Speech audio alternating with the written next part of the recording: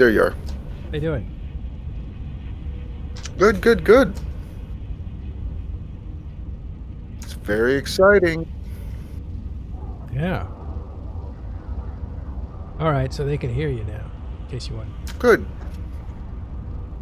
Were you involved in that fight earlier in PCAG? I was down there. I was streaming it. I was streaming both TCAG and Hop Hip up north. That was really kind of the two places where things are happening the most. Right from the north, it's Pan Fam hitting in it, and in it just constantly sending out fleets to defend. And then down south, it's mainly right around Legacy, kind of coming through TCAG, and the same Imperium going through TCAG as well.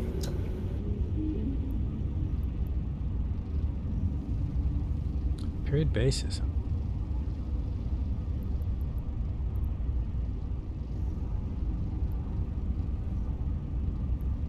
Yeah, TCAG, all the way at the bottom. It's very important. It's the southernmost highway between the two. It's the regional gate from Paragon Seoul. So TCAG, and then on the other side is what we call G Magic.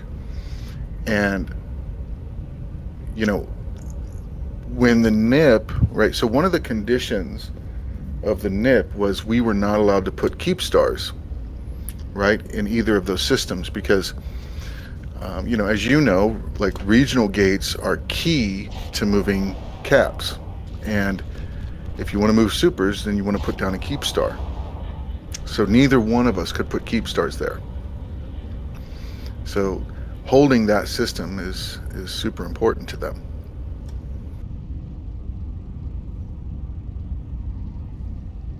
Yeah, so what was there? That was their infrastructure? Did they put that down recently, or was that always there?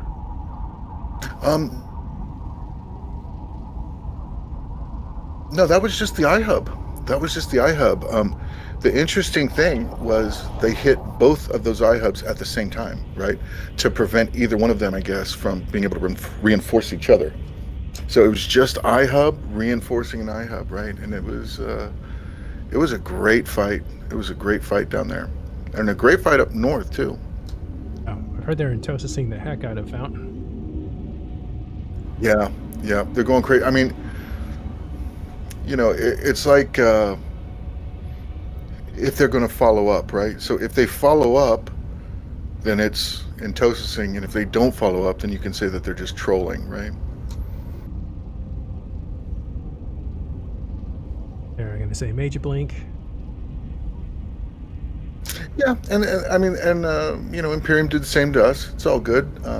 They did Paragon Soul, and they did a lot. They did a lot of them, and if they follow up, Sutoni actually just tried to go through the TCAG G Magic Gate, and there's a lot of legacy there waiting to, cut off whoever tries to come in.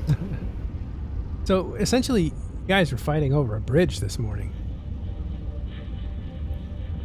Well, I mean, it was the iHub, right? So it was like ownership of the system. But I mean, the bridge, and I mean it in a symbolic way. Geographical bridge. Yep. Yep. And it's one of the most important because we have a jump bridge, right, to G Magic. So G Magic is essentially to Legacy 2 jumps. One, 2. Yeah, it's 2 jumps from our keep star. So that's a critical crossing point. Yep, absolutely critical. Now, you may have lost the objective this time. That's probably not the last time you'll fight for that objective, but you did come out ahead, like 66% to 33%. Why is that? I don't know if you saw the battle report, but it was the weirdest thing I've ever seen, and it was the first time I've ever seen it in 11 years. It was 698 people versus 698 people. I've never seen that before, ever. Wow, that's crazy. Yeah, it was so cool.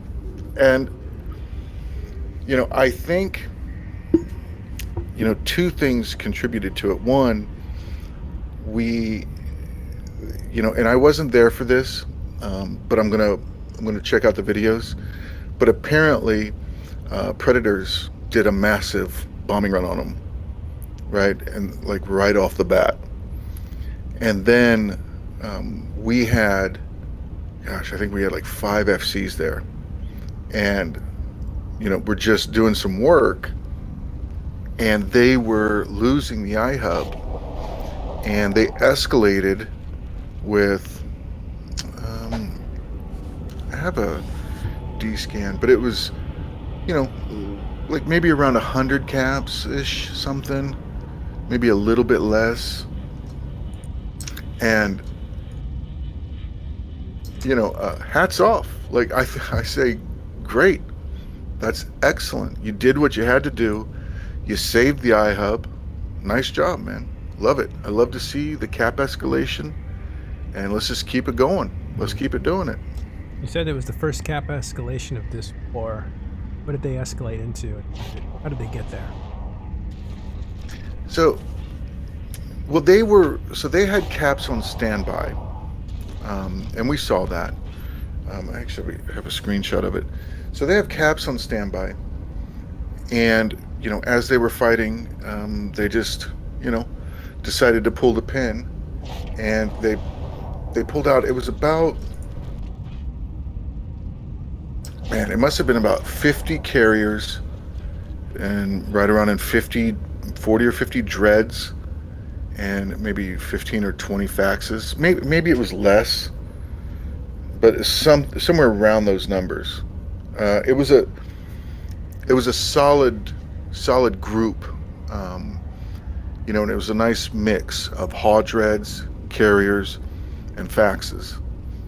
And I thought everything. I mean, in my opinion, everything about it was just appropriate. I thought it was great. Like, it showed that they're serious and they're in it to keep that system, and I thought it was wonderful.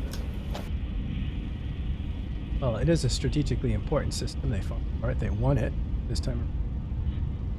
Take some losses, but they escalated. You said it was kind of a textbook escalation. Yep. Yeah, it was textbook. They, haw dreads surrounded, or like haw dreads, and then carriers mixed in with them, and then faxes right there. Like, it was great. Yeah. Okay, so it wasn't a timer. It was initial reinforce, says Bill. In case anybody. Yep. Yeah. And they hit that one at the same time they hit the one up north. Right. So they meaning who? Oh, so Legacy was hitting the one in the south, and then at the same time, PanFam was hitting, Init's iHub up there. But they did some little trickery things up there. It was kind of funny, because Init has been very good at responding to anytime because so that system, right, D4G, I think, or something.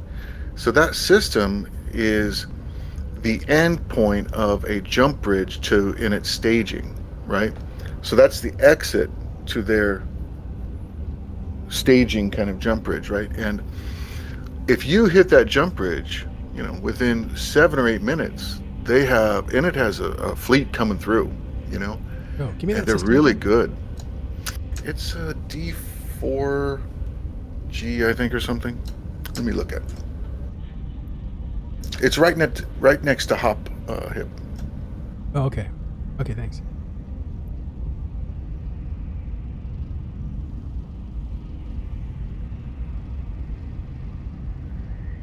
And it's also a regional gate.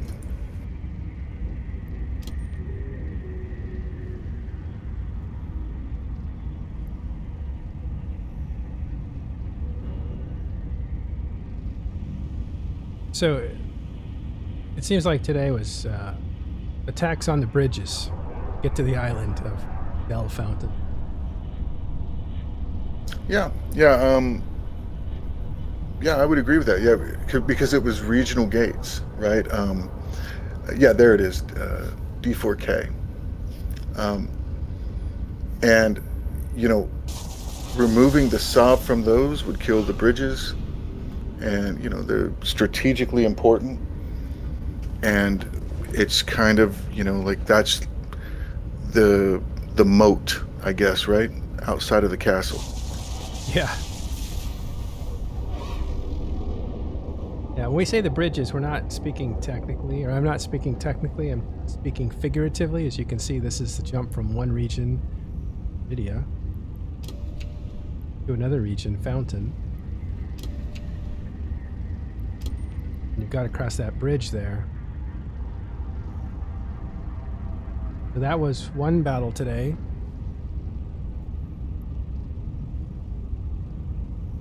Yeah, another interesting kind of note was, up north when they were hitting D4.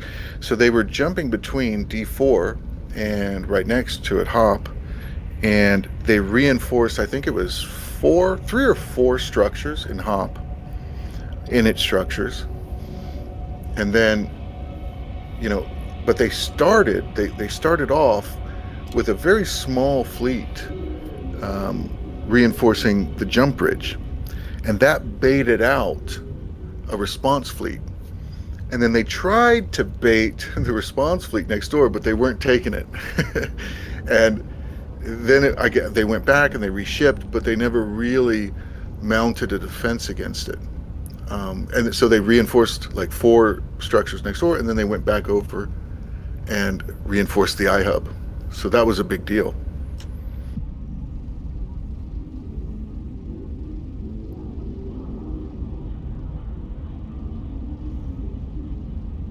And Pittsburgh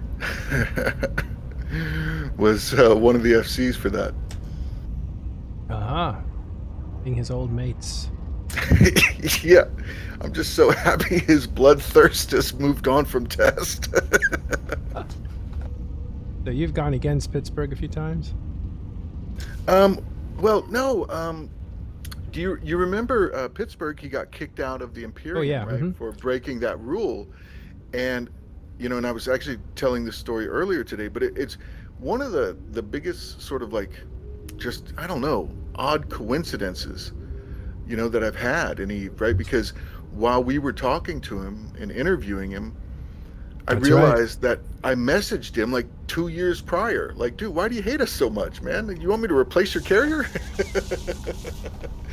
And and then we talked afterwards, right? And and then it was him and Cap F. If this was Star Wars, I was the lone farmer delivering the plans, right, to them for the big whaling, for the big Rorqual massacre, right? Yes, the Locust and then fleet. Because of that, I told him, listen, now we're even. He's like, I can live with that. Oh, that's funny. But what I meant was that you had probably faced off with him before he flipped, because he used to attack Legacy quite a bit, right? Yeah, but I didn't know his name. I didn't recognize him. But yeah, he dropped on us a couple of times, and I think I only went up against him once, to be honest, because he was smart, and he would always try to drop outside of our range, right? He wanted to stay away from test proper, and was hitting like Legion of Exdeath and and up north, far out of our range. Right. So, we tell the story a lot, maybe too much, but he ended up switching sides, and now he's in FC for Northern Coalition. So he was leading this fight to capture this space bridge between Fountain and Iridia. He was one of them, and Sado was also there. Oh, wow. Former Test FC, and yeah, now he's in another group. Both Yeah, considered workhorses, right, as far as FCing. yeah, yep, yep. And that's one of the things that I was thinking about is a war like this. It requires a lot of FCing, and if you don't have a lot of FCs, you're going to get into trouble. And one of the issues I think that the Imperium might face is that they might have a shallower bench than they normally do. I think that might be one reason it looks like somebody hired Elo Knight to fight on the side of the Imperium. That might be part of a remedy. On the other hand, the attacking powers, we'll call them Pappy for now, they have huge deep benches for FCing. So they have plenty of FCs, especially workhorses like a Pittsburgh or a Sado or, well, now you have a bunch of guys from NC now inside of Sinners, a bunch of US time zone guys. But you have a lot of guys that'll put in the time. They're young, and they can do it. But are they going to listen to each other? Are they going to take orders from each other? Are the egos going to get in the way of them coordinating properly? Yeah, and the other thing is, like I was talking about it earlier, but like war is a breeding ground for FCs as well, right? Like if you're in the Imperium and you want FC, now is the time to shine. That now is the time to pitch in that extra effort and work together and work as a team and help each other. One thing I really, really like, about like our team of FCs are if I'm doing something, or, like whatever on some fleet or something, like other FCs will slip in, to command comms and just be like, what do you need? What do you need? What do you need? I got you. What do you need? It's like, and that is, it takes a while to learn, and you have to sort of absorb that from around you. You know what I mean? And instead of the bickering and whatnot, it's just like, hey, what do you need? I'm here. What do you got? Oh, I need a Sino here. I need this or that. And that kind of cohesiveness, like you have to see others doing it, and then you start to do it and then pass that on to others. So, but I don't know if Elo was hired as much as, you remember, I think it was 5 or 6 years ago, there was that Google employee that like took a vacation from his job and he went over to Syria and was fighting, and he was over there fighting, and like he was on the lines, and he was like part of like the rebels or whatever, and someone asked him like, what are you doing? He's like, this is the only place that's fighting. And I think of that because it reminds me of like Elo. Like Elo, he is a great FC and he belongs in the really big fights, but at the same time he cannot have an alliance of kind of culture, right? He can't do that to get a big enough alliance to be able to be in that, so he just joins a side. And I think that's great, like a true mercenary, right?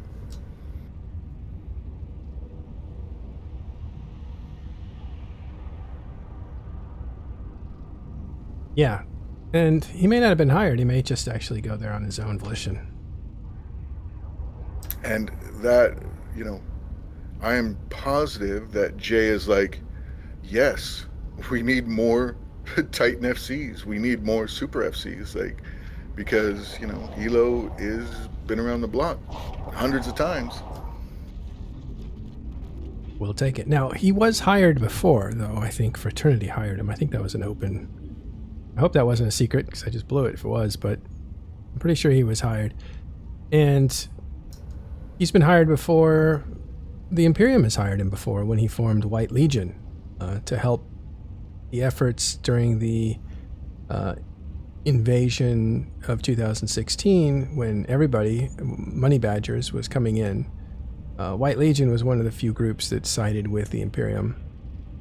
Even the Russians were neutral, but White Legion was there with Hilo in front. Though I don't know if they accomplished a lot. It seemed like the momentum and the scale was too much for Munins to make a huge difference. He was a little more effective in the aftermath of UALX, where he helped free some PL captives. That was pretty artful, actually. But when you look back at what his capabilities are and what he's good at, does it apply to a war at this scale? I'm not so sure it does. By the way, Billy said they had 34 FCs out today. That's the legacy side of things. That is an enormous amount of... That's just enormous amount of fleet commanders out there. That's huge. I don't think there's ever been that many that I can think of. Right? And it only would have been 2016 or maybe 2018 where you might have seen an event that had that many FCs out there. But 34 on one side, that's huge. Yeah, and remember that, we prune, right? The FCs. And, if they're not cutting it, then we just drop them and invite them to reapply later or something. And, just constantly trying to up the level, right? And get higher level, more competent and more aware FCs. It's not like, hey, sign here, show up. No. It's quite difficult. Yeah, so we just heard some sound effects. Sounds like this beacon is starting to get close to onlining, not sure.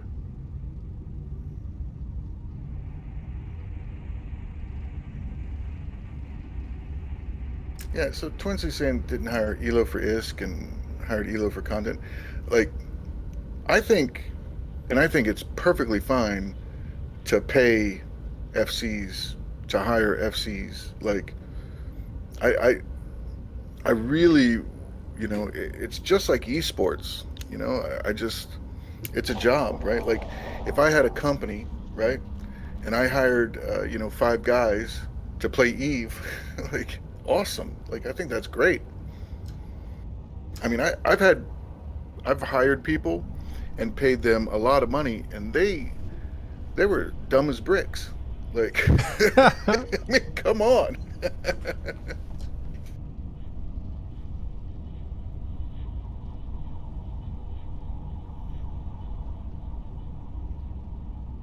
Okay, let me read something also from... I'll just read it without looking at it, but this is... Pitts never wanted to reinforce anything he formed to protect all the move sinos in Hophib to not get blapped by Init, but after he had us formed anyway, so the fleet decided for him to reinforce stuff while they were at it. I think you said that, right? And it has made their prime purpose to blap every single sino that goes up in Hophib after 30 seconds, no matter what it costs in delay to delay moves. Oh, I didn't know that. That actually explains some things from earlier today. Can you contextualize that for me? Or for us? Yes. So I was watching, it's in Hophib, and it's the NPC station at Planet 6 Moon 3, I think it is. And I was watching that today, and whenever Horde lit a Sino, a fleet would, take the gate, jump in, and warp over and blap that Falcon or whatever it was, and then warp away. And chat was like kind of like making fun of him, oh, killed the Sino, and I'm like, well, I mean, it's actually, a couple hundred million ISK, and they have to get another one, and it's testing, right? And it's frustrating. Yeah, it's frustrating, but they did it several times. I think they did it 4 or 5 times while we were just sitting there. So that actually explains that, like, that they were, warping in, blapping those sinos, and then just warping out.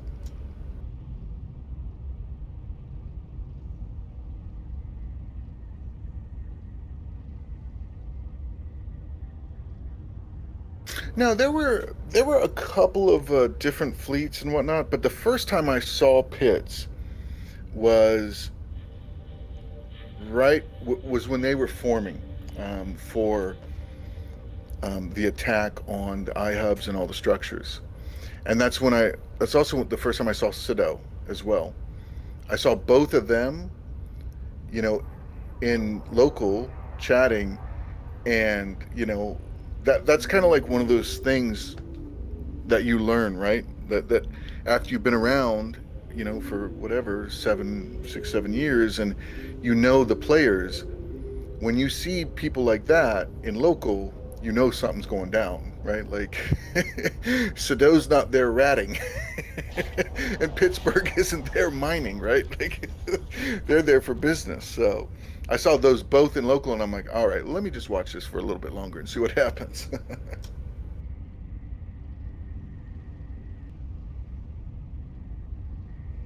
Yeah, and probably just easier on logistics as well, right? Like, you don't have to, hey, get somebody from X alliance. It's like, there's like three of them, and I have a character in each one of them, and it's done, kind of thing. Yeah, I think it's how many are going to show up on fleet. It's like I have 15 characters in test, right? And I'm going to show up with absolute max three of them, maybe four. That's it. So, I think people like to throw around the numbers a lot. You know, the numbers that I've heard today we're 160,000 people, and we're 101 alliances, right? And that sounds like a lot, but almost every fight that we had today were pretty much even numbers. You know, um, so half a million people and 40,000 alliances. If 600 people show up in fleet, I mean that's what you got, right? Yeah. So I was muted there again. My nickname is Muterall for that. Because I turn off my mics and you can't hear me typing. But then I forget to turn it on when I start talking. So bad, bad, bad. I feel bad about that. But what I was saying before is I had, that you probably couldn't hear, was that I had thought that Karma Fleet was 1/3 of all of Goon Swarm, but it's not. It's more like 15%. It's like half of 1/3, 1/6. About 5,000 players inside of, or characters inside of Karma Fleet, and Goon Swarm is about 30,000 total. Yeah, so Shalola's saying Ron don't spend, but I mean that's actually what Pando said. I think it was last week on TIS, and I completely agree with him. That it's how many people show up in fleet. That's what's important. And yeah, I mean I completely agree with him. So I'm not spinning it. It's just the reality, right? Mm-hmm.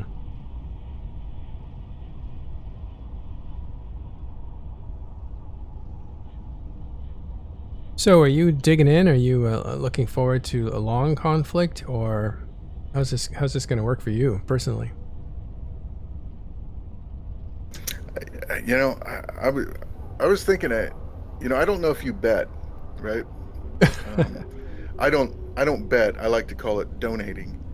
Um, but I was thinking of what would be the over under for this, right? Yeah. The To this point where donation. I'm not sure, right? Like Yeah. for me, I think the over under, if they continue to fight like they're doing now, which is amazing, I think the over under is Christmas. Really? I mean that's the point. Like I wouldn't know if it's before or after Christmas. Wow. So I mean, that's going to be one of the longest wars we've ever seen if it goes to Christmas. I mean that's what I think, because I, you know it, there comes a time, you know, when it's time to fight. No Fabian strategy, no hiding, fight it out, and win, lose or draw, whatever. And I think they will, and if they do fight, um, if it's over by Christmas, I think Well, they can't. that's good. The Imperium can't not fight this time. I don't think they can, because there were some options open to them when they were in the north in 2016. They could retreat.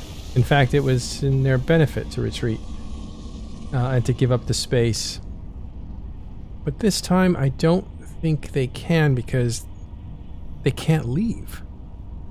When in 2016, Citadels were just coming in, so they were able to put down what was called a lily pad escape, where they put down Astra House after Astra House after Astra House after Astra House, and super capitals could just jump on them and tether right away. So you could lily pad completely safely out of a region, out of a whole cluster of regions, as long as you had another place to jump to. And so they were able to put down an entire road where they were moving their capitals. I think they did hide most of their super capitals for a while, but CCP has since changed the rules. I don't know if it's for capitals or super capitals or both, but there is a delay. I think it's 10 seconds. When you jump on something, the tether doesn't really hit for 10 or 30 seconds, I forget. And that means that you're vulnerable when you jump. So the lily pad technique won't work to evacuate. And here's where it gets interesting. If you have what the Imperium has, which is one pilot for multiple Titans, and if that pilot gets stuck and is unusable because he's logged off for whatever reason, then you're not just taking one Titan off the field. You're taking off 2, maybe 3. So I don't think they have an option to escape like they might have had in 2016, which means if they know that, they're going to fight to the bitter end. They may fight for the bitter end anyway, but I'm thinking they kind of don't have an option this time. The one sort of saving grace for them is NPC Delve is right there. Some stations are right there to store a bunch of stuff. Yes. There may be a giant camp session if it goes wrong for Imperium. I could see that being camped and for a while, but that may drag on for a long time. Anytime you camp in an enemy, it can drag on for a long, long time. And by the way, that's a 1 minute tether, not 10 seconds or 30 seconds, which is sufficient time to capture, to bubble some super caps if they're trying to park or trying to get tethered, trying to get safe. I mean, that's if things go wrong for the Imperium. If things go right for the Imperium, what does that even look like from your perspective? Do you have an idea? Yeah, I mean, someone said that earlier today and said, "Oh, hey, you might lose this," and this was right after the TCAG fight, and I said, like, you don't understand. Like, we've already won. Like, this is all we wanted. We wanted fights. We wanted caps. We wanted, more, of this. So, if you destroy... Isn't that a little convenient to say that? You've got to win this war, or you're going to have lost this war. Well, I mean, we wanted to just fight, like we don't want to sit around and rat anymore and sit around and just mine anymore. Mm-hmm. And, have agreements and all that. Like, it's just time to, get some big battles going and kind of get, especially like the people that haven't been playing that long, like less than 3 years, like get them involved. And, like the thing I was saying earlier was like, if you forget everything that I say, right? Everything. I only want you to remember one thing, and that's CCP are the rule makers and we are the playmakers, right? Like, you can only sit around and complain and talk about whatever rules, but like, You know, we've already won the game, right? Like, no one can beat us. No one can, right? With Imperium plus test, that's the end. There's nothing that can touch us. So it's just time to pull off the gloves and let's knock it out and lose some ships and get some good fights going. And just like today, today was great, and have fun, the old way, right? Well, I still don't buy it, and here's why. Like, this is a war. You have to win a war. The war isn't just tickling each other, because right now we're talking about identity destruction. I think this is a war of annihilation, frankly.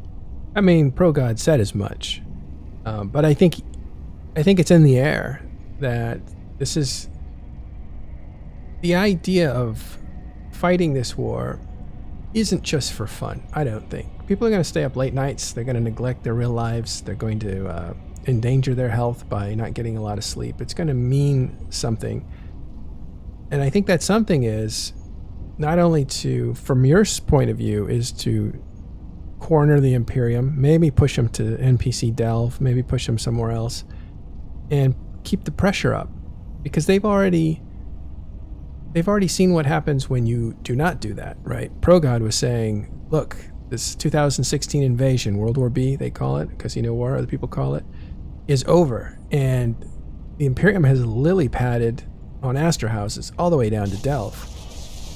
Let's go get him. Let's keep the pressure on him. Why? Because, of course, Goonswarm kept the pressure on Nully. In fact, sent PL to go and keep the pressure on Nully, and Nully broke under that pressure. So he knows what it's like to be under pressure. And so he wanted to pursue the Imperium into the south and not let them build and delve. There was no appetite for it from everybody else, which was very interesting. So they know already that that was a mistake, considering the mechanics and how the mechanics like big groups with big money-making possibilities. So I have a feeling that if the Imperium breaks and retreats, that they will be pursued. Nobody's told me that, but that's just kind of what the impression is, because of the World War B Casino War, and also because ProGod's a major figure in this, and also Vili pretty much seems to have that kind of fire in his belly to take it all the way to as close to destruction as possible. Now, on the other side of it, the Imperium, do you see them letting their foot off of Vili and you guys, Test Alliance? I mean, the rhetoric would say no, they really want to see you guys not only evicted, but maybe beyond evicted, maybe made miserable somehow. Yeah, I think Imperium versus Test, like, I think Imperium would win, right? I don't think we alone could stand up to them. You could just look through any of the State of the Goonions, right? They have X amount of Titans and X amount of Supers. Like, I just don't think a 1-1 would last. Probably be over in a month, and we would just be wiped. So I don't know, about the good fights or whatever. I think it's about, destroying, right? Destroying structures and Titans and Supers and all of it. And I'm sure we're going to lose a lot, and that's okay. We came from nothing, like 3.5 years ago, I mean, whatever. We've been evicted 10, 12 times, whatever. It's all good. Yeah, alone you wouldn't be able to face the Imperium. Probably not. They've demonstrated an enormous military. But you're not alone this time. You've got, major allies here. I think, if I'm not mistaken, the number was somewhere around 800 supers coming down from the north, and that's not even a full deployment of Horde. That's NCPL and some of Horde. So you're looking at huge numbers, and you guys weren't that shabby to begin with. Let's face it.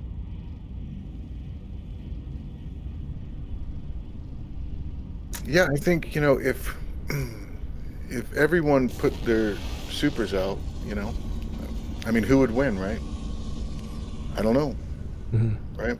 I mean, Yeah, it's a knife. It's a knife fight with yeah, like it's a knife fight in a bathtub, right? Like I don't know, right? I mean, they say they have, what is it? Something like 3,000 Titans or 2,000 Titans or something, and 5,000 supers or whatever. I mean, that's insane. Like that is insane. So, if you say you have that many things, right? Like, and we have, maybe half that or whatever, um, we're gonna want to get more people in.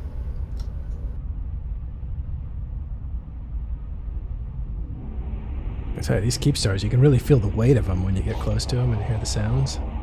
Mm-hmm. Mm-hmm.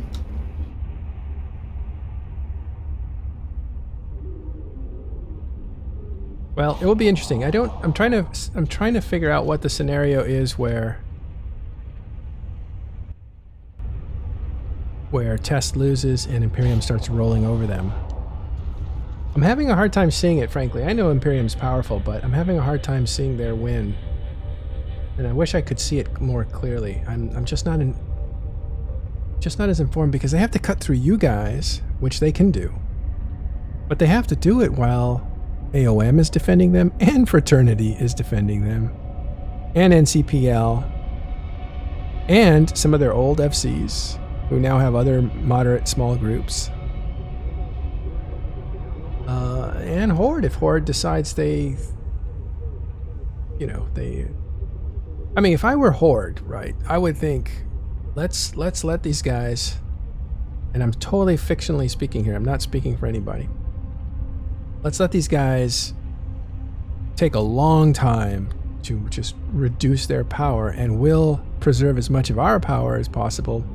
And then when it's over, we've not only seen the destruction of one enemy, but we maybe have seen the destruction of a second enemy as well, or at least defanging in a big way. And that's a very cynical look at the way Horde could see this. But that would be like, that would mean that Horde wouldn't take it that seriously. They might take it a little slower. I don't know. They would not help you as much as they could. Those are the kinds of things that would happen, and that would allow the Imperium, I think, to win. But I just don't see Horde being that naive against the Imperium. I think they're probably in it to really win it, even if it leaves Test very, very dominant and very strong. Because I think they can do business with Test.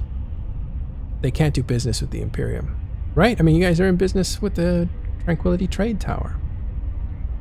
But I don't, I don't think we're gonna leave this without bleeding a lot. A lot, right? Like, yeah. I mean, I don't, like, if the first 2 days are any indication, they've got the numbers, they've got, the caps, they're ready. They're ready to fight. Like, the fight down in TCAG was exact even. Like, that is the craziest thing. And they like dropped caps. Like, to the man. And yeah. They dropped caps, and we bled, right? So, if you look at the MER, right? Monthly economic report. For the past year, 2 years, they're number one every single month. Every month, So the amount of money and ships and this that they have, I don't know. I just don't think you can talk about how much money you have and this and that and ships and talking about the MER, nonstop when it comes out, and then say, well, fight us alone. Well, to what? Like, get beat down and then sprinkle ISK on our grave?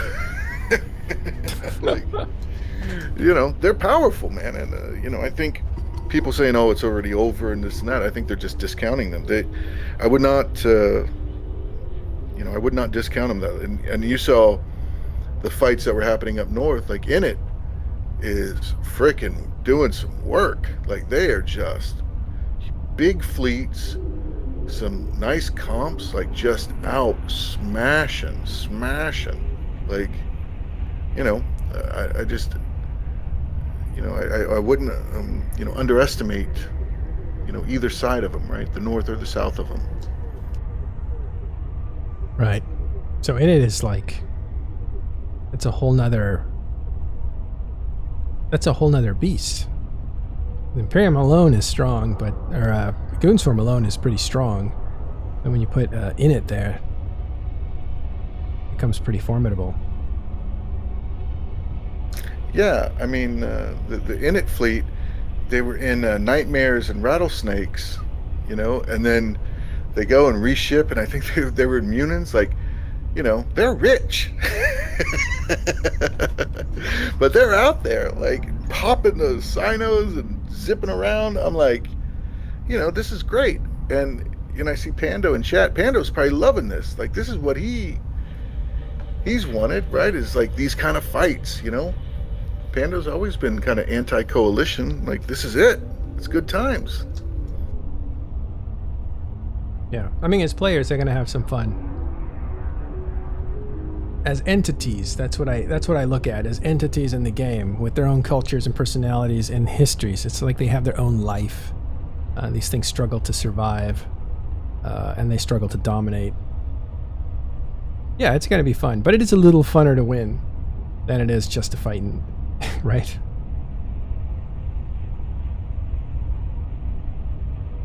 Well, I mean, we're gonna bleed, right? And okay with that, you know. Yeah. I've always said, like, you know, my worst fear is always, you know, of losing like a super or something, you know, ratting, like the shame, the shame, right? Like, let's have a battle and you know, DD me, right? Like, that's where it all belongs. Mm-hmm.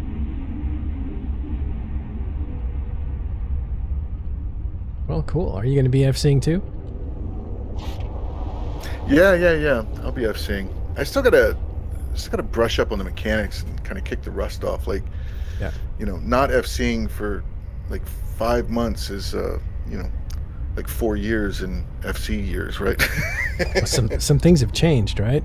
Yeah, right? Like, ugh. Well, and if you think about it, if you're a fleet commander and you have your game down, right, you have to have a few things going for you.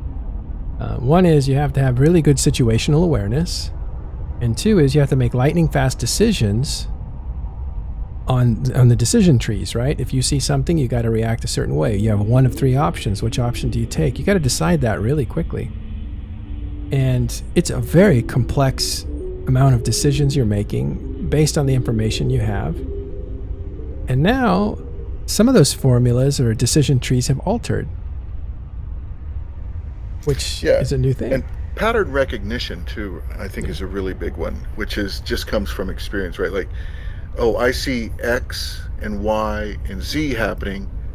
That means, you know, this, right? Or I see someone doing this, you know, with, you know, rattlesnakes, and I see that. Oh, I saw somebody do something like that 2 years ago, and this is probably what it is, or something like that. That pattern recognition is so strong. Yeah.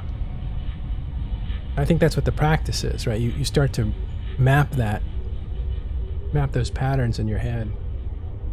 So you're lightning fast at making decisions, and then it's just a matter of communicating those well and having the right guys around you that can assist you in making sure that people are moving in the right places.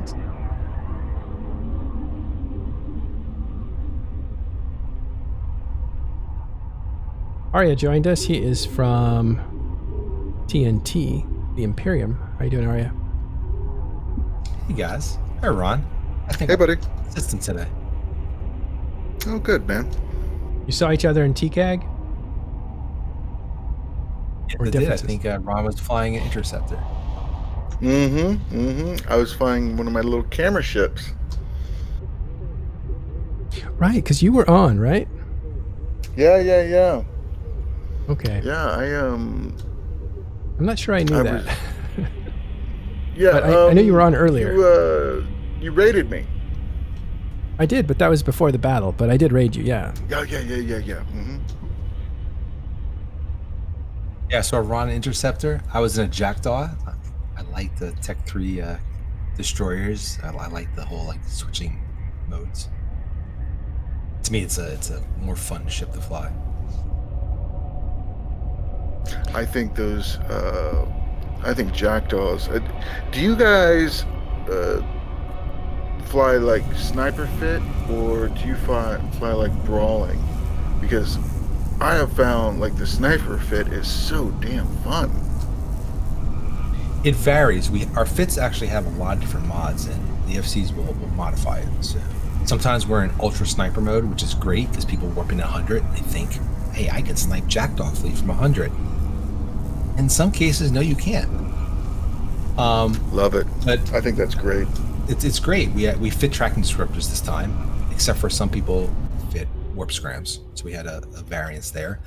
And I like that you can switch modes when you need to. We had a bombing run. Test bombed us, and the only way I got out of it is we switched to propulsion mode, which got us to warp faster. So that was a lot of fun because you have to make these decisions on the fly. Do I really want to stay in sharpshooter mode? Do I want to go to a different mode? Is it better in this scenario? And it gives you that individual choice as a pilot, which is always something I appreciate.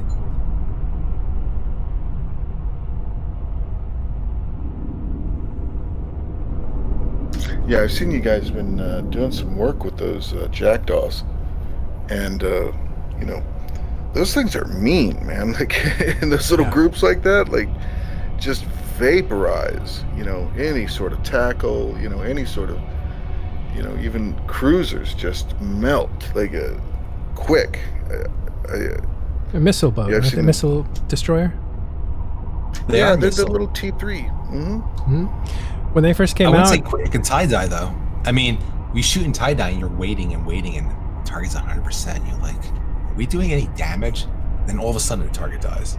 So there's a little bit of waiting involved with the whole tie-dye mechanic with missiles. The missiles take a while to land, and when they do, they land hard. But when they first came out, I got a blueprint really quick and made just a batch of them to sell. And I was running them to NC. Wherever they were at the time. They were in the south, actually, probably near Pravi. They were selling for like 40 million each. What are they worth now? I think fully fit, I bought mine today for 105, and that includes all the alternate mods it comes with. Oh, I must be wrong then. This is the Jackdaw. Yeah, this is the Kaldari Missile Destroyer T3. Mm-hmm. They go up in price? Oh. No, I mean that's. I mean, I think they're right around 60 or something, maybe. Oh, that makes sense. Because they used to be like, I thought they were 20 or 30 to build. They sold for 40, or maybe they were 40 to build, and so they've gone up in price because of different things. Because again, Jackdaw came out, it was a while ago. I think the price came up a little bit because of the whole wormhole space changes. Not recently, but over the past few months, the changes and the evictions. I guess there's a little bit less ratting, or not ratting, whatever you call it, wormhole PV. Yeah, and you remember, speaking of when they first came out, you remember the Sveeple, right? That when we were in Catch, I always got such a kick out of that because when the Sveeple came out, and it was so ridiculously overpowered. That what's his name, Chester? Chess. It was Fintru, I think, that was utilizing them, but Chesser is who you're thinking of. Chesser, yeah, Chesser with his videos of killing brave newbies in that Sveeple, and he was just killing like 28 drones at a time. I was like, oh my gosh, here we go.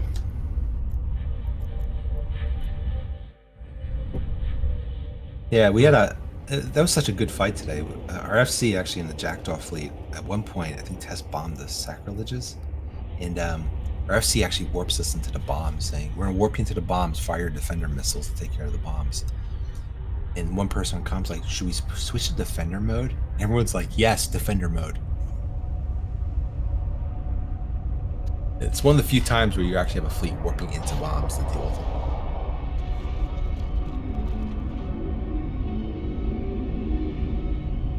Seems like with tie-dye that would just be iffy, but It worked. We ended up clearing Nice. we didn't clear the first wave of bombs. Where the first wave of bombs actually hit, but the other the waves that came afterwards, we were able to get them.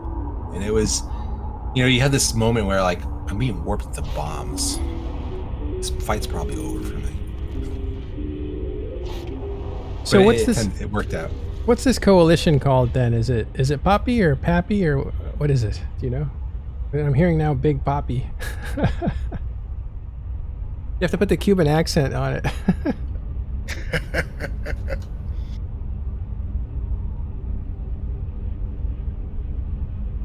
Now, coalitions you can name right away, right? Because they can self-identify.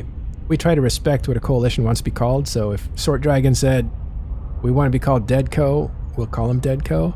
As opposed to Elise Randolph, who wanted to call him his coalition Dumpster Fire or something. So we want to respect the people who say, this is our title, this is what we want to be called. So you can name yourself and we can grab onto that. Naming of the war, that's a different thing. That comes with general consensus. yeah, I don't know, and I mean that would be up to Villy and them, whatever they wanted to name it. They've,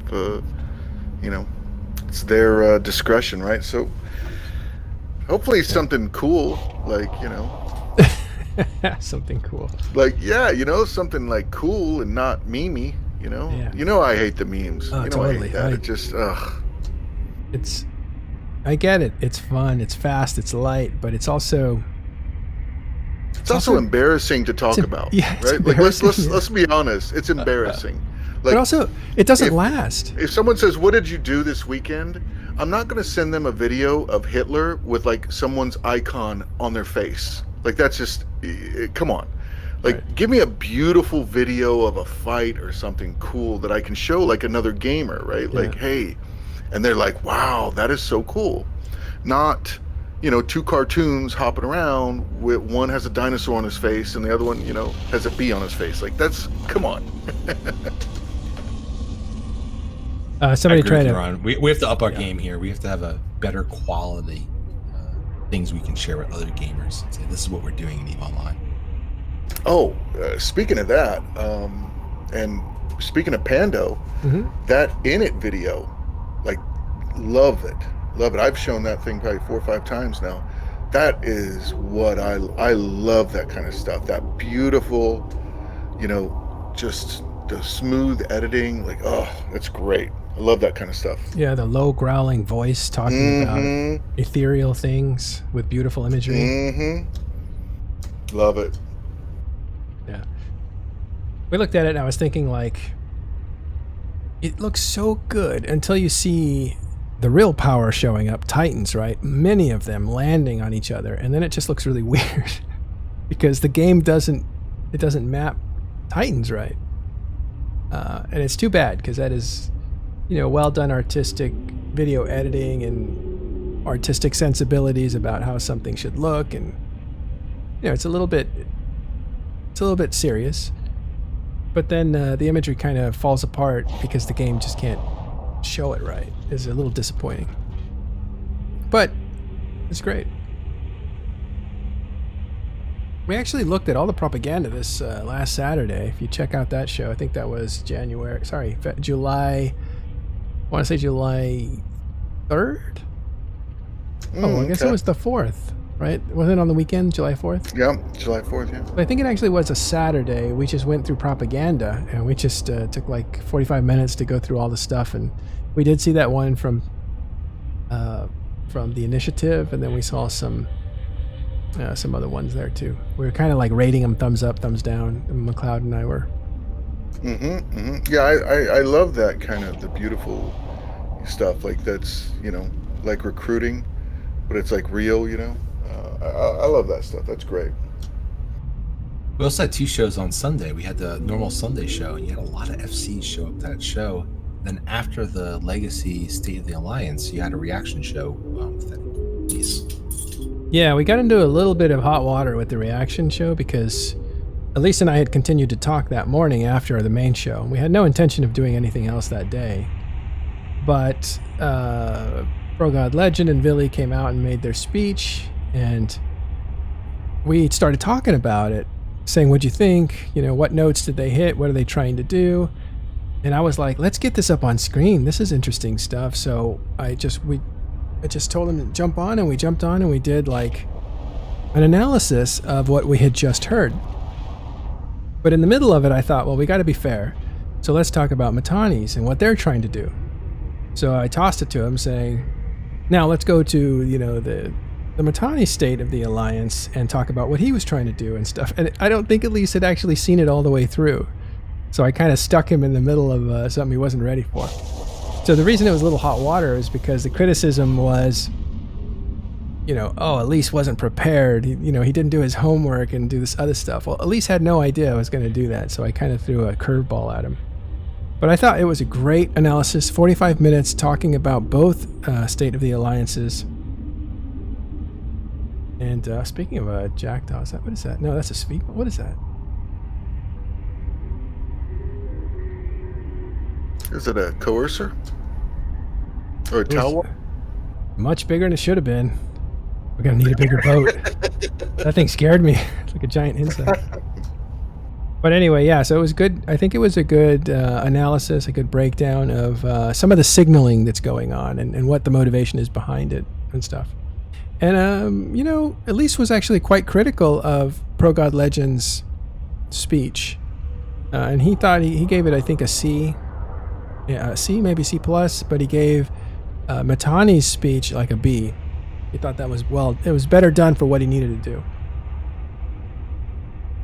All right, let me just write his name down. So PL is next, is what you're saying? Yeah, PL is next. PL is next. We're coming. Test. No, I think that's an idea we can all unify against. I wonder what would happen if Matani's like, all right, Test, you have one last chance. One last chance. Let's go after these other guys. That would be hilarious. I don't know if, so a commenter, Joel there says, PL is dead. I would never sleep on PL, not ever. They have a... That's what they want you to think.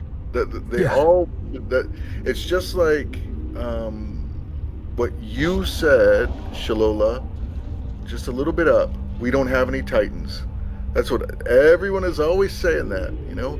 You've never met more innocent people than if you've gone to prison, right? No one has any Titans. No one has any supers. No, PL is dead. NC is dead. And in comes 600 Titans. Like, don't underestimate any of these guys. They're ready to play. Yeah, so January Valentine's asking, was there an explanation of why the Keepstar was transferred to NC? The first Keepstar that we're looking at over here is NC's, and the second one over here is belonging to Test. We saw that transferred from what was it, Exodus? No, what's their name? They have the red logo. Let me look it up. So Evictus. Evictus. So those yes. Evictuses, because that's the solve holder. So I mean, I didn't ask, and no one's told me, but I can just assume that everyone, like, you can trust people, Mm-hmm. but you're talking about NC putting trillions of supers in a structure that they don't own. Like, it's just not going to happen. It's, like, I trust you. You're my blood brother, but you cannot have the keys to my Corvette. That kind of, like, but I don't know. Like, they never said anything, and I didn't ask. But that's what I would assume. You're talking trillions and trillions of supers and Titans, and they probably just wanted, the supreme power on that particular Keepstar, which is fine. Yeah. Well, we talked about this. We talked about this earlier on. I don't know if it was this stream or this morning's show, actually. That you don't want a single point of failure. First of all, second of all, NC's not going to sleep in somebody else's house. The Keepstar did belong to NC. It was just given to IOU to put it down for them. Once it was anchored, it went back to NC.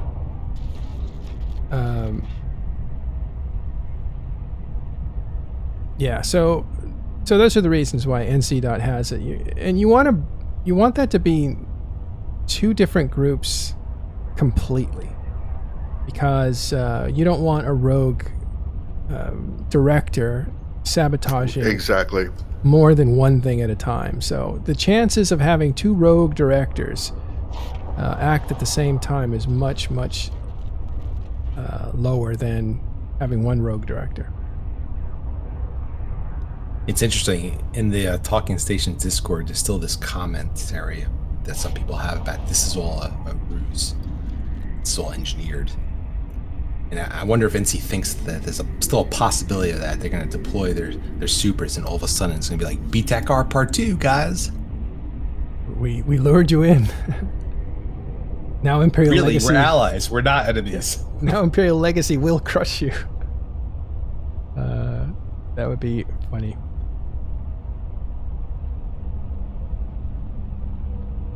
Oh, so it wasn't a trust issue with NC dot. It was more that they were the first ones to say, yeah, we have a Keepstar right here in our pocket. So they dropped it. But I do know, like, you want to diversify your security a little bit, especially when you're a massive coalition like this.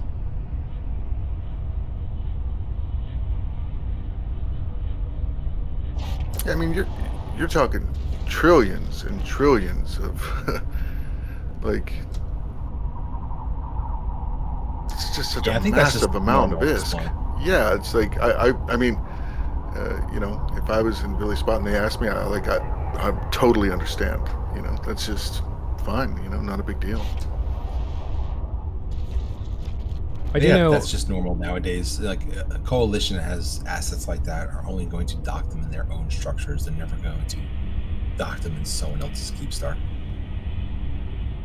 They might on a coalition level, but I do know inside of NC dot, Vince wanted all the Keepstars consolidated under his corporation. Because when we first put down Keepstars, when I was in NC, we put down every corporation that could put down a Keepstar was allowed to originally. Same with Horde, I believe. So Destructive Influence had their own Keepstar. I think we actually had 2 Keepstars, but all that was consolidated. I think it was consolidated after GOTG had a rogue corp that gave structures to the Imperium when the Imperium was invading them. Forget the name of that corp, but they kind of made everybody realize, like, yep, they all got to go under central command. Same thing with SOV structures, right? Back in the day, it used to be different corporations, and I remember IT Alliance had this. Different corporations would own SOV in their own constellations, and now SOV tends to be held by a single corporation for the Alliance. Yeah, thanks. It was Kenshin that January came up with that name. Kenshin was the group that belonged to GOTG at the time. I wonder where's Kenshin now. Did they move to Goonswarm? Let me have a look. It's the holding corp for Imperium. No, I'm just kidding. That would be bad. At all. Yeah, that would be bad.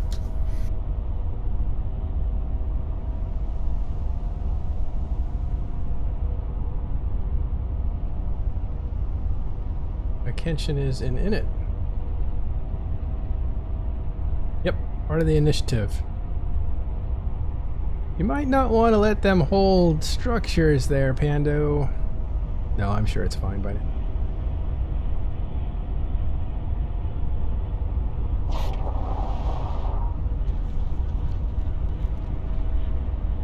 Alright, one last thing.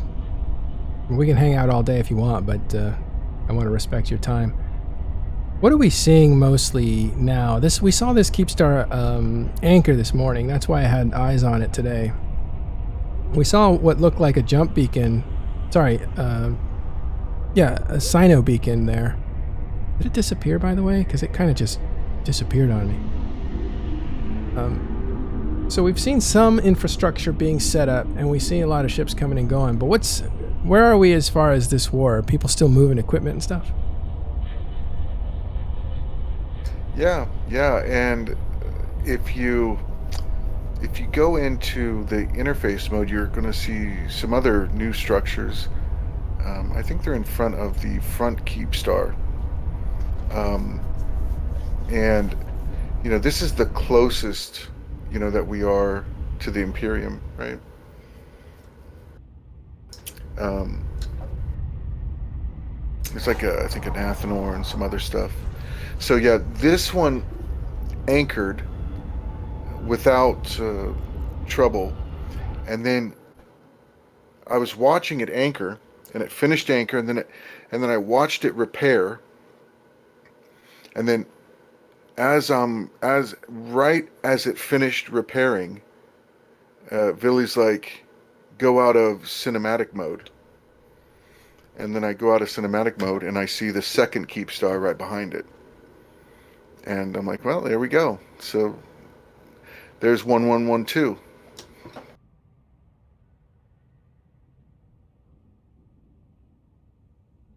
And I think there's another one above it as well.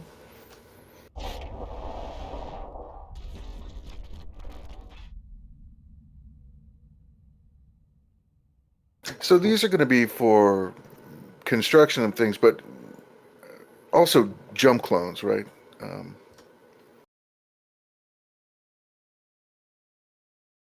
when we were pushing up through Wicked Creek, I remember, I forget who it was. I went to somebody and I said, "Hey, can we put another jump clone, facility in whatever system?" And he's like, "Dude, we have 4." I'm like, "Come on, man, command links. I got all this crap." Like,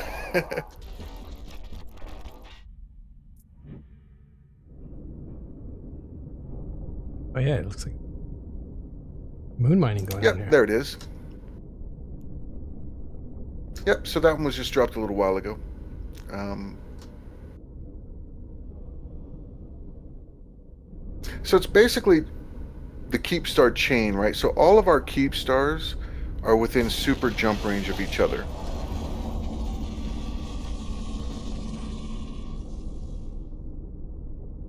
Right. You can move rapidly. Also notice when you put a keep star down, you put them far enough apart that you can warp to them. Yep. Yep.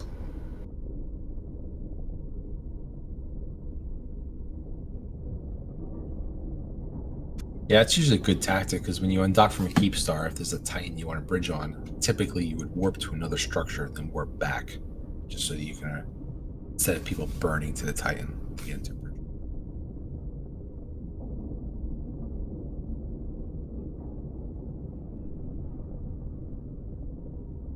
Yeah, I think both sides are just kind of fortifying these borders.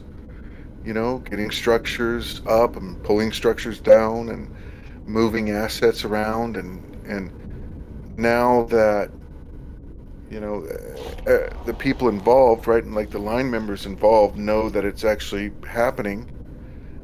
They're moving around jump clones, and maybe they're pulling their own little personal structures up and that kind of thing.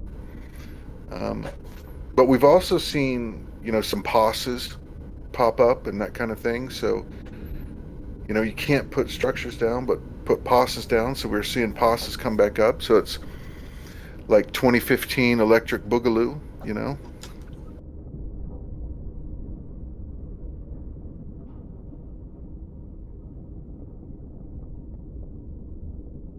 Now, they're not going to do moon mining with this thing. What's this thing actually for, you were saying? I mean, in my eyes, it's primarily going to be a jump clone, right? It's going to have a cloning facility, so I can put another jump clone there. I see. Couldn't you in keep stars rotate clones? Yeah, but you can only keep one, right? So, I have an FC clone, right? And then I'll have Shield Links clone, an Armor Links clone. And all of those clones, if you put them, you can put them all in the same system at different structures. And then you can, hop into whatever clone you need for whatever fleet. Yeah, so this was actually raised on the Legacy State of the Alliance, where There are faction implants that allow you to build your clone to suit 2 different boosting functions, but they're far more expensive. It's far more cost effective to have a clone that does a certain role, like shield or info. Therefore, you might need multiple structures so you can swap out those clones.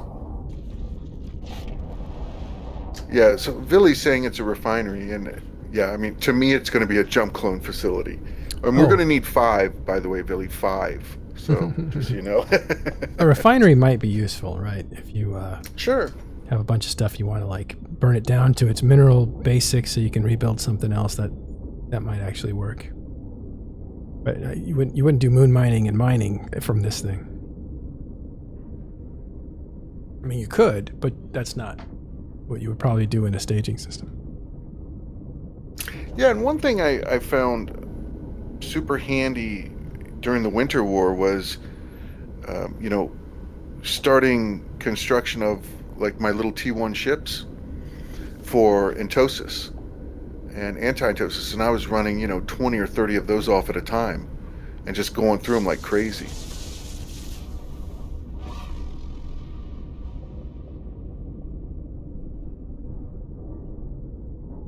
I don't know what sound that was, but that kind of scared me.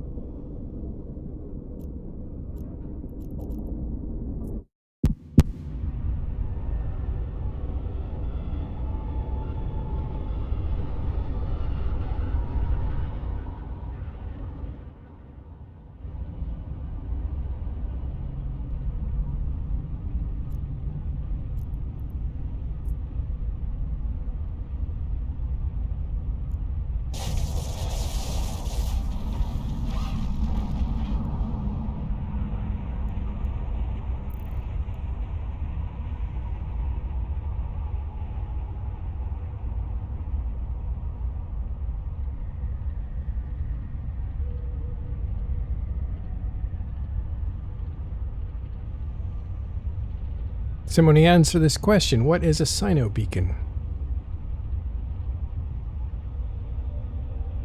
So that's a player anchored structure that mimics a Sino beacon that you would light from a ship module, but it's always on, and it has to be away from structures, but it just allows an always on beacon that you can jump to. And they're also sort of known for kind of jumping blindly without scouting, and then you'll get caught and killed, that kind of thing. But it just allows ships to jump straight to that beacon and then warp into the structure.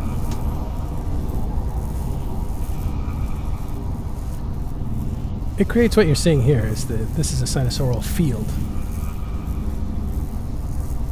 But the beacon is permanent. This is temporary. Did you just say that all that?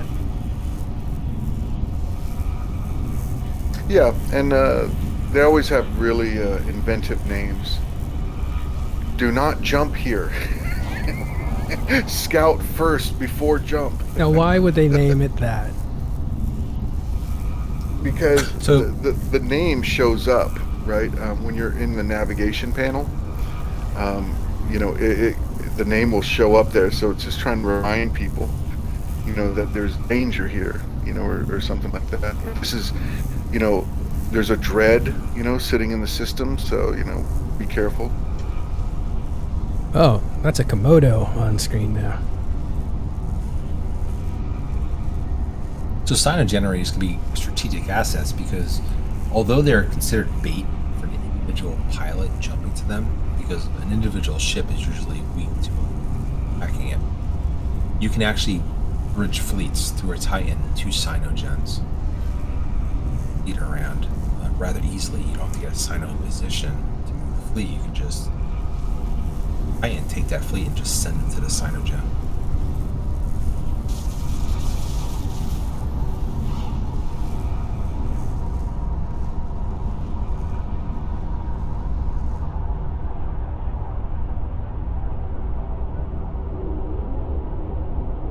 Yeah, it was a Komodo.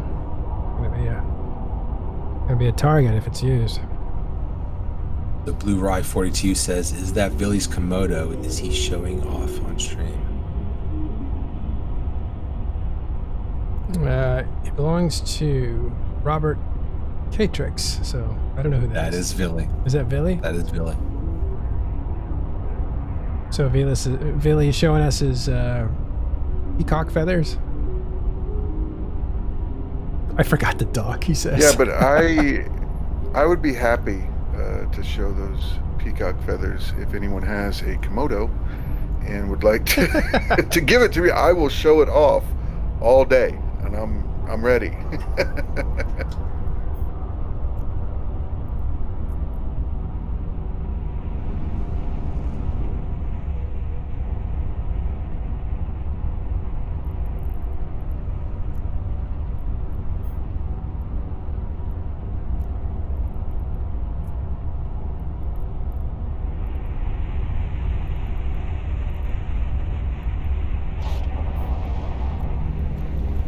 I've been on so many Billy fleets over the years that I recognize them.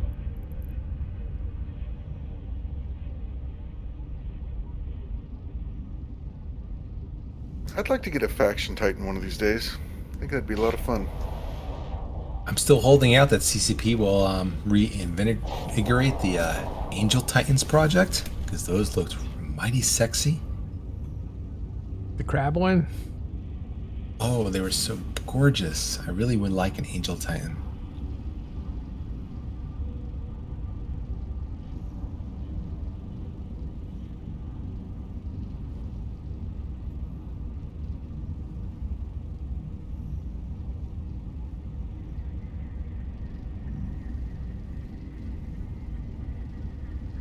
So I had a bunch of CCP in my stream earlier today, and I told my conspiracy theory, which is that CCP targeted me specifically with those new biosecurity skins to get me back in the game, and none of them denied it.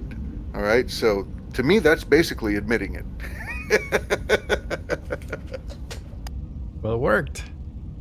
Yeah, those are my Twitch colors. Like, those are my logo colors. Beautiful skins, too. Yeah. Kind of a collector, right? Yeah, I'm over. I mean, I don't have any like the super rare ones, like the victory skins. I don't have any of those. But the other ones, I have like over 1,000 on my character now.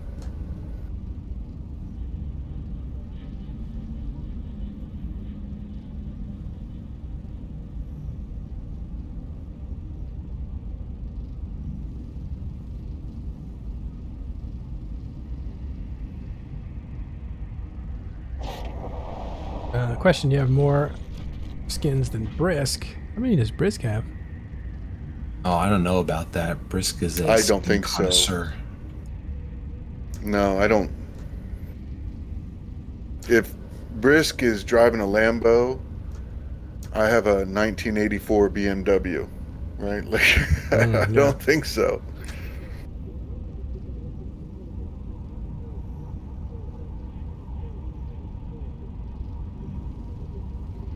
I have to admit, the skins has changed my impression of flying different ships. I joined a Baltec fleet, which is a Megathron fleet. And I never was a fan of the Megathron, but then I apparently picked up this Aurora skin from some point, and I put the skin on, and I'm like, oh, well, this Megathron looks really cool now. And I instantly felt a little better about flying it. It's fun, right? It's just fun. Like, I remember, like, we wanted skins for so long. I always thought that was just a missed opportunity. And then when they put them in, they made them inventory items, right? That you had to haul around with you. And I had a skin, that a buddy gave to me before he quit, like a rare skin. And when we were getting evicted for the whatever time by PL, I activated the skin so I wouldn't, get killed with it, right? and now I can't remove it from that character. I wish there was like some sort of like 500 plex for something to be able to extract a skin or something.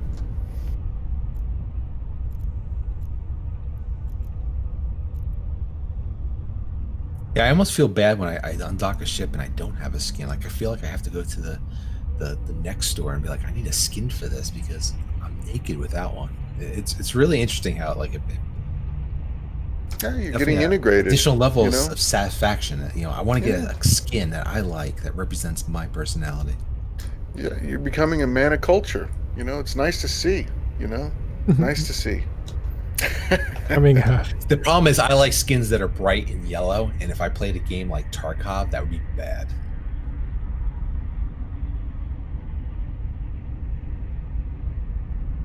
so we missed some questions here, so I'll go back to what Parv was asking here. He said, what's the next stage in the war? I don't want it to be over before I join Dreadit, he says. I don't think it will be over anytime soon. Yeah, but I mean, to be fair, like, I mean, all of the groups involved all have newbie corps. They're all, you know, good people. Like, it's, you know, you don't have to join Dreadit. You know, there's Karma Fleet, there's Horde. You know, as long as you get involved and you find people that you enjoy to play with, that's all that matters. Like, it's, you know, don't get caught up in the memery and that kind of stuff. Just have some fun. And you don't have to join the big groups either. There's a lot of small groups that are also participating in the war. If you like that small corporation feel where you know everyone, there's an opportunity to join a group that's participating in the war and be in that small community. I heard Karma Fleet recruiting is closed though, for now, but there's another corporation, I forget who, is recruiting.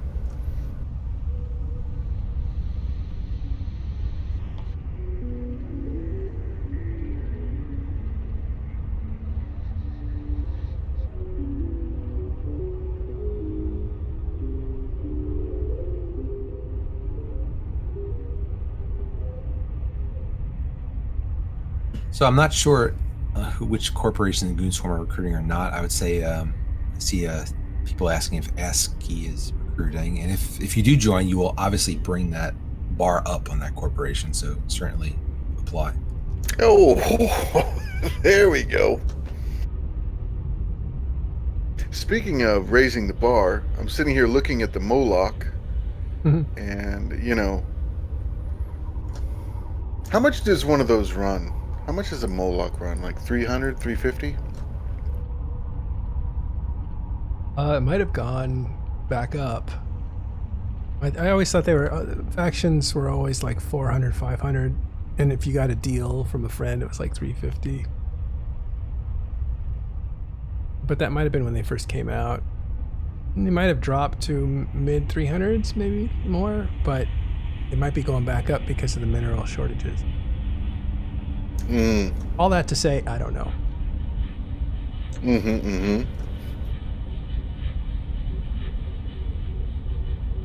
Man, with the Avatar revamp, man, amazing. Yeah. You know, they changed all the models out there in space from the destroyed memorials. There was the first Titan destroyed was an Avatar. And they replaced the wreckage models with the new look of it. You know, one time I was on a fleet down in Faith, and this was when we were defending against PL and them, and I forget which corp it was, but there was a guy there that was in the fleet when, who is it, Shrike?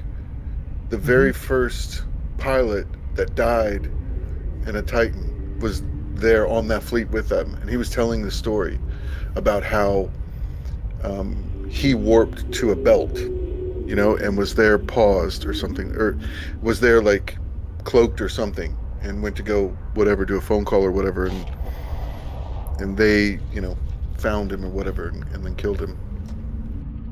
This is so interesting. Yeah, you know, if you think about it, That was, what, something like 2005 or 2006.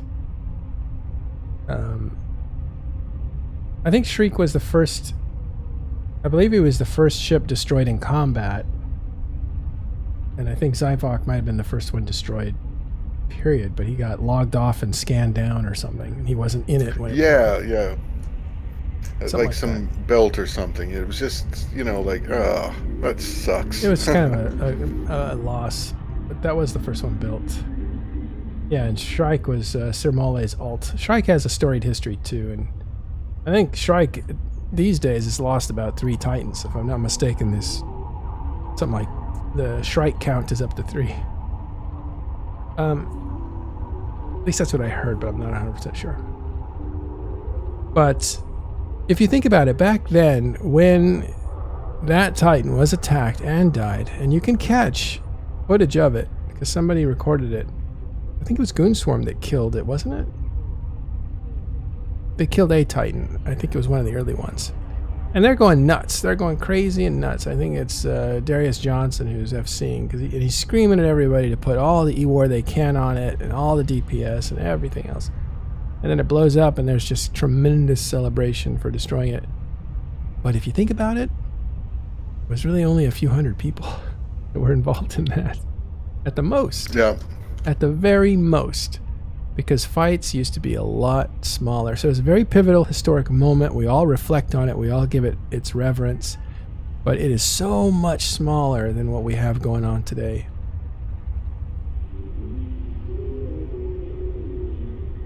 Yeah, and I read, was Lenny Kravitz, the casino guy.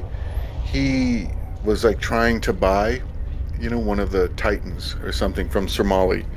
And he said, and I guess Sir Mali said that the last of those original Titans died in BTEC R or something like that. Yeah, BTEC R, there was a lot of old war horses that died there. You can tell because they have large rigs, that there was a time where there was only one size for rigs, and they defaulted to large. But Pandemic Legion lost a lot of really early Titans in that fight. So Villy has posted a link to that YouTube video. Check that out if you want a little entertainment. It's right there.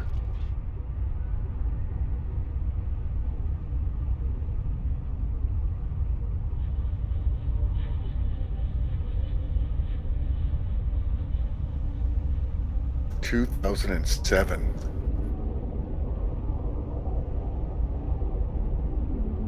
That was before my time. Same.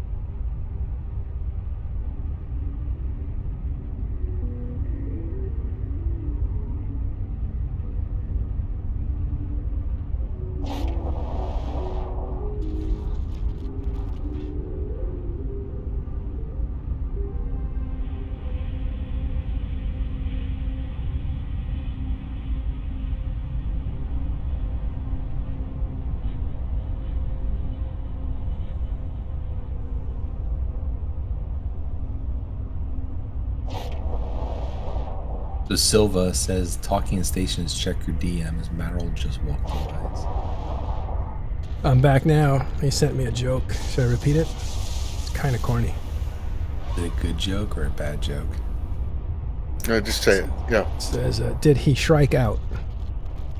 That's from Jay Silva. Don't blame me.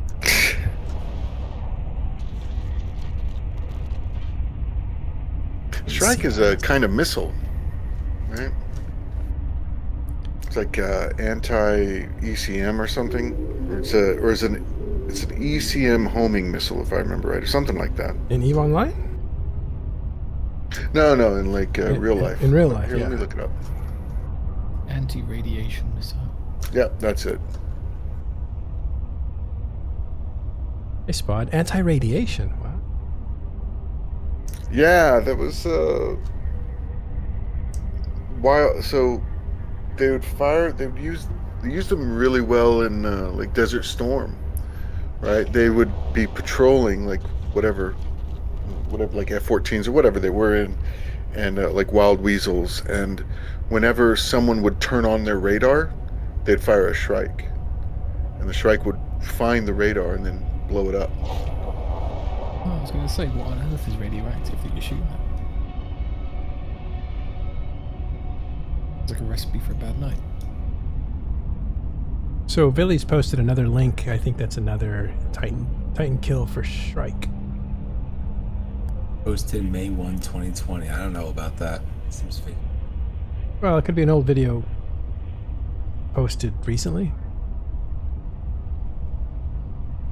That's not recent though. You got the classic UI there. Right, the video won't be. You know, somebody went through and put all the videos that were on e-files for all those years that it was up. Put all the videos that were on there on YouTube. So they're all accessible now on YouTube. It took the person a long time to do it. And there is a channel that has like all the Eve stuff from e-files that were video up. Is e-files not active anymore? I thought it still goes. Oh, you're quiet, dude. Let me turn you up.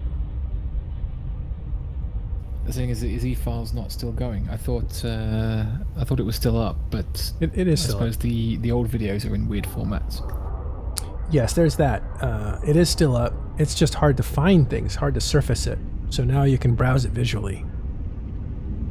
Because on e-files, you could only read the name and try to figure out what it actually meant.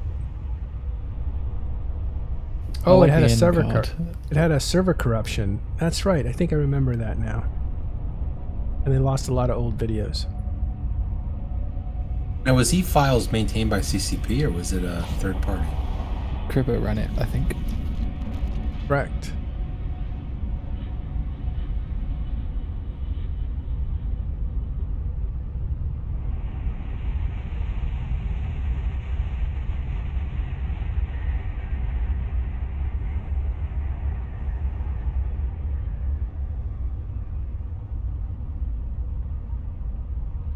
Yeah, this is the UI I remember.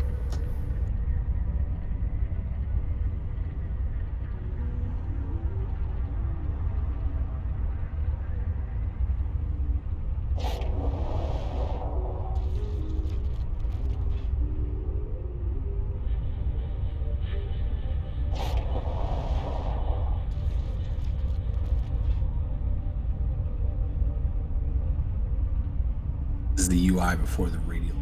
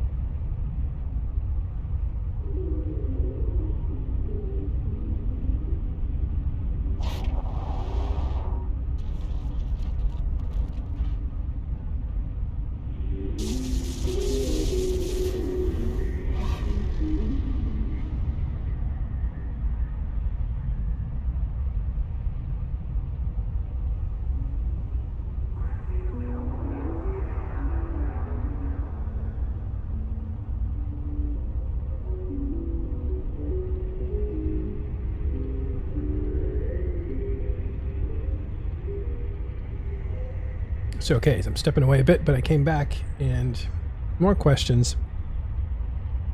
What did Goonswarm do today that was strategic? Did they just defend TCAG and did they defend Fountain?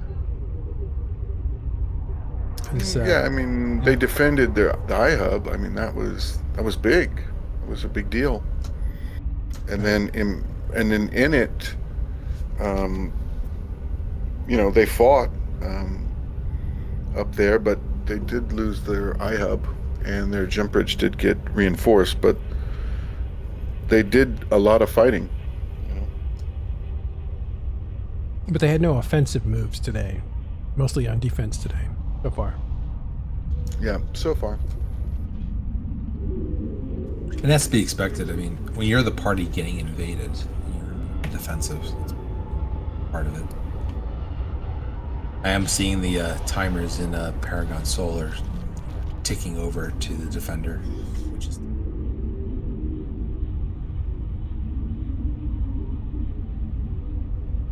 What do you mean by that? There's a couple timers. So when you reinforce a soft structure, if nobody does anything at all, the defender wins with a 60%. I'm looking at the ones right now that are in Paragon Soul, and 67, 74, and 95, which means there are actively people defensively and toasting to ensure that those systems stay under test.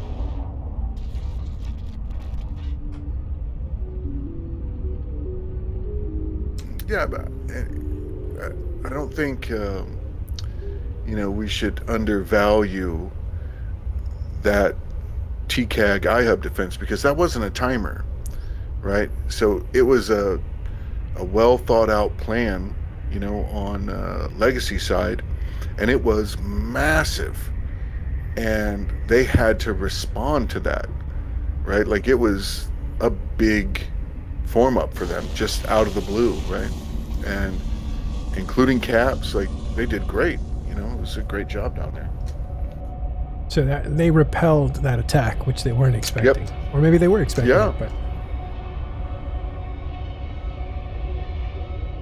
All right, can we go over today's events then? Like, what were some of the things that happened today, once again, for people who joined late?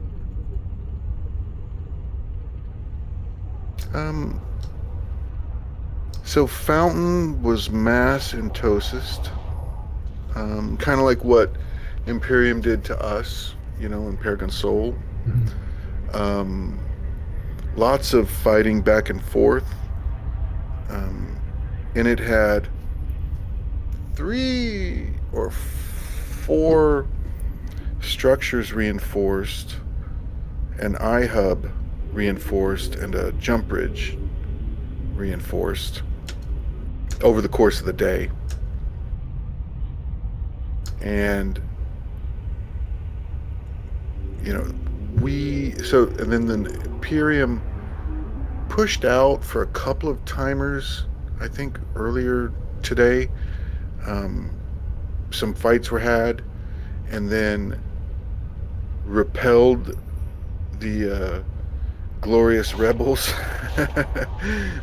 for the iHub, which was a great win, I think. And then now the Paragon Soul timers are starting to flip over from no follow-up. But that's, to this point, I mean, you never know. There could be a follow-up in 10 minutes. You never know.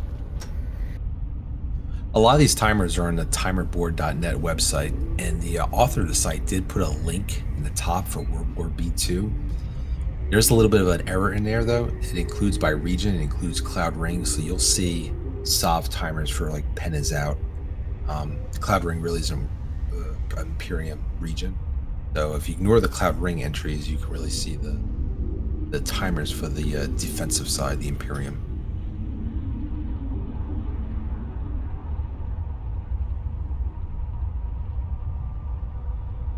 But the numbers of players, I was in all the systems at the same time. Down south, 1,500 players. Up north in one system, 1,000 players. The system next door, 800 players. Like, it was just massive amounts of people. And this is just, like a Monday. Monday. Like this is day 2. Day 2, and we added it up, and there were 4,500 people involved in the fights today.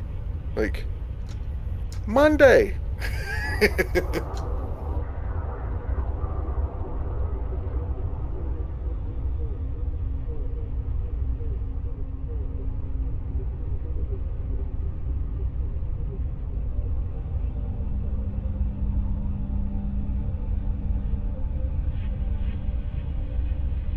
So Red Thoughts asks, are any supers even dying? What kind of war has no supers dying? Oh, a 24-hour war, like it's like literally just started. Like it's gonna be a while. It's a lot.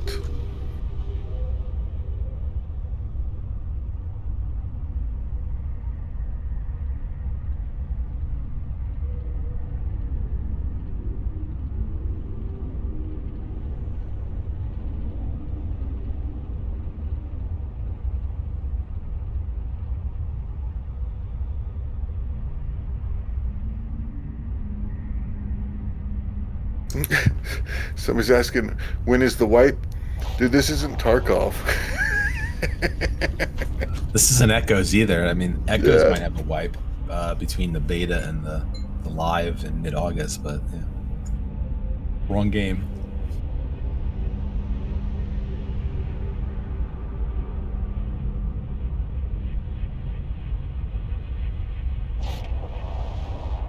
Does Tarkov actually have wipes where you lose all your stuff? Yes. Complete wipes. Wow. You So you lose, not only you lose your literally stuff, lose if you everything. die, they also have wipes. Yep. They have a wipe like every 6 months or so.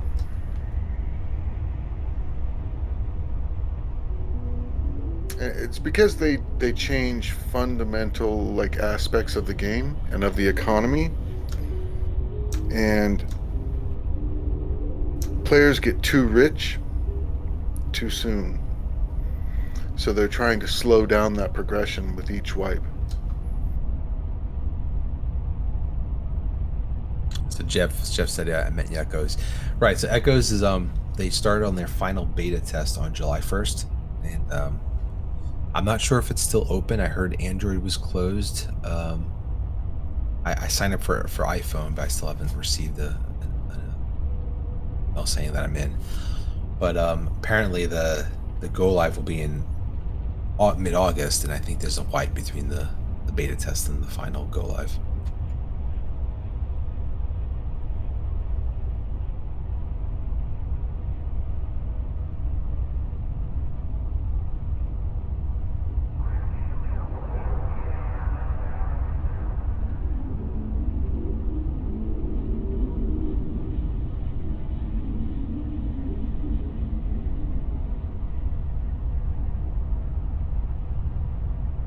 Hey, Spod, you tried Echoes today. What'd you think of it? You saw my Twitter post.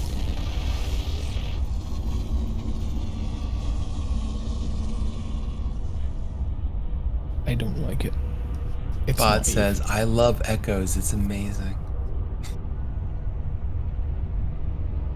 Well, it's a mobile game, right? Like, so I mean, I messed around with it when it first came out, and I mean, it was much more than any mobile game I've ever played. I mean, you got Echoes, and right next to it is Angry Birds. Like, I mean, there's no contest, right? Or Candy Crush. Yeah, Candy Crush, man. Hey, get those peppermint snick sticks. Like Echoes is pretty cool, man. It is a really good mobile game. I'll give it that. I think it's going to be insanely popular. But it's just not an Eve game. I really don't think it is. It feels like an existing MMO that has been adapted to be Eve-like, and not a ground-up Eve game. The feel is wrong. I don't know. It's my opinion, but I really don't like it. Okay. I think if you're a mobile gamer, though, watching the envelope and the games in mobile get better and better, I think is a good thing for players that are on that platform. Plus, it introduces more people to the universe of Eve, which could be a good thing.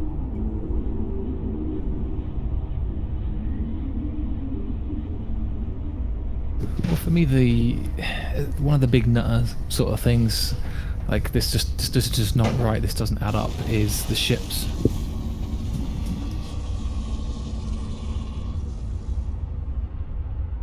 The way the ships have those weird tiers, like you don't train Kaldari Frigate 1. You could train Frigate 1, which then works towards your tech level, which then unlocks the other ships, which aren't necessarily frigates. And there's like 4 different Condors. It's just very, very weird. So it's different from Eve. So it's similar but different, is what I'm hearing. Well, the way I see it is because the modules and the ships are so different. That's why I say it's not Eve. It plays like a completely different game in many ways. It's just got it's got an Eve theme and an Eve skin to it, but it's just not the same.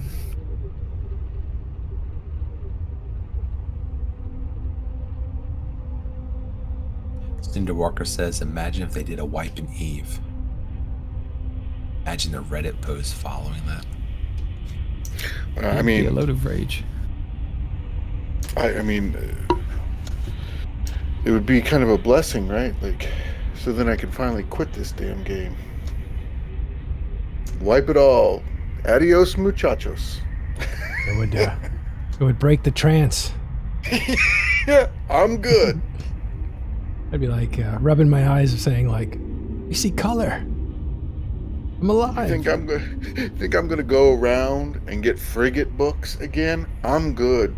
Did that.